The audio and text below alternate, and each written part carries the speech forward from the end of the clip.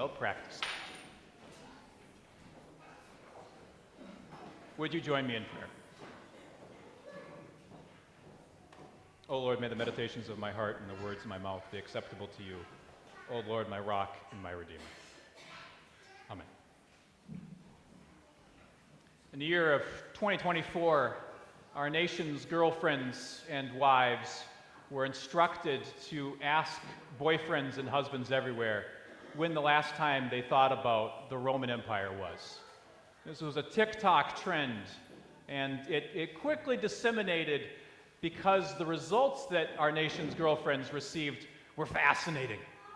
Namely, that most of us guys evidently would answer something like, earlier today was the last time I thought about the Roman Empire. It was just a couple hours ago, and I was just thinking back about the Roman Empire. And our nation's girlfriends asked, why? What is it that you're doing? Why are you spending your time thinking about Rome? What is this thing?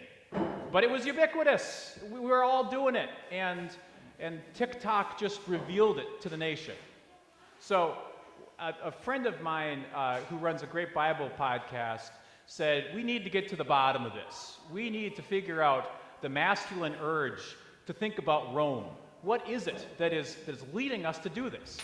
And his insightful comment that I think really does sum it up is, we think about Rome because it fell. The most interesting thing that it could have done was to collapse. And it's true. That is an absolutely fascinating thing to think about. Because it's not supposed to do that. That's what's really interesting about this. Empires like that are not supposed to just fall apart. They're supposed to be self-reinforcing and filled with robust systems that don't just go away. I mean, okay, I am well aware that actually empires crumble all the time. In fact, it's like one of the most notable thing about all of them. And we can go to any continent, and you can tell me about any number of empires that lived there, and they're all gone now. Every single one of them. The Incas, the Aztecs, they're gone. The Mongols are gone. The Ming Chinese, gone. All the caliphates that ever existed, all of them gone. Doesn't matter which period in Egyptian history you're talking about, first, second, third, fourth dynasties, they're all gone. All of these grand empires, of course they fail, and I know that. What I'm trying to tell you is that if you are located inside of one of these places, then you probably sound like the disciples in today's reading, looking at these big old buildings and these huge stones, saying to yourself, that ain't going anywhere. In fact, that's the reason why we have these giant stones. That's the reason why we have these big buildings, is to instill in you a sense of permanence, a sense of stability, and, to no small extent, a sense of your littleness. When you put yourself against these grand buildings, you think, I am small, and this is lasting. In fact, my lifetime is insignificant. It's a meaningless contribution to empire, to the very empire that I'm a part of. That is their intended purpose, is to make you humble in the face of them. And it's really interesting to me how well they succeed. Jesus is kind of going off on a limb in today's reading, because he's telling a people who are bought in to the idea of the temple that it's not a trustworthy thing, that it, for all of its permanence, for all of its solidity, is actually going to crumble. And he's not wrong. In fact, I talked about it in our Sunday school today. It's about 60 AD that this prophecy from Christ is historically proven. The Romans come back, really sick of Jewish revolts, that are themselves a rather predictable affair, and they come in and they sack the city. They tear it down. And one of the last holdouts of resistance of power is in that very temple.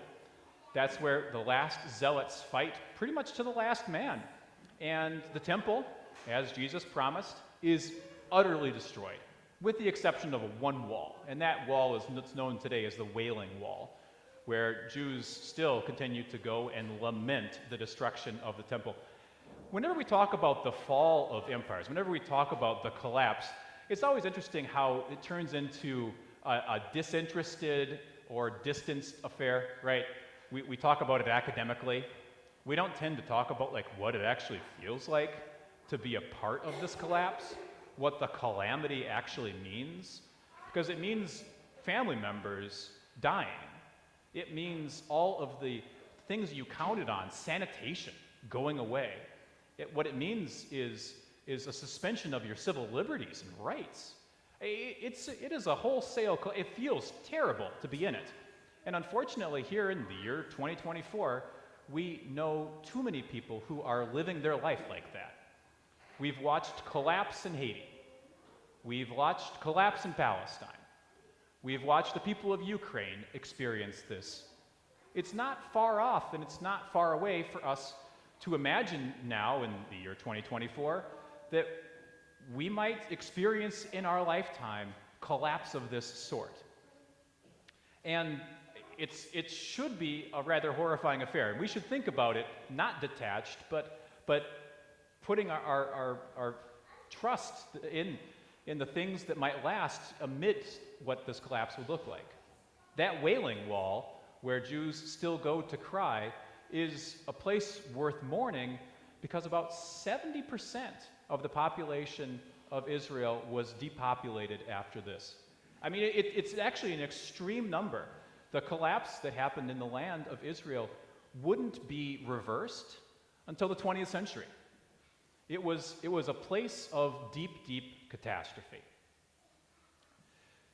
What's interesting for Protestants, as we look at these signs of empire, is we think to ourselves as Protestants that we have scrubbed clean our church of these sort of monumental, huge things. We think, yes, back what Martin Luther did was to take all of the empire, all of these huge stones, all of these edifices that the church began to rely on, and we scrubbed it clean. And maybe we did, maybe we didn't. I don't know. I actually rather like our big, loud church hymns. I like having a big roof. I like the pipe organ back there. This place has some monumentality to it. But yes, part of what our church and part of what our goal is as a church is to think about empire, to think about collapse, and to think that it is possible, and therefore it is worth our reconstructing our faith and our trust and our hope such that it can last even though the things that are supposedly permanent will crumble the way that Jesus promises they will. In fact, when Jesus comes to institute what is the basis for our life together, what is the foundational sacrament and ritual, he doesn't choose something grand. He doesn't choose something that requires massive buildings. He chooses a simple meal. He says, grab a loaf of bread, grab a cup of wine, say a blessing over it.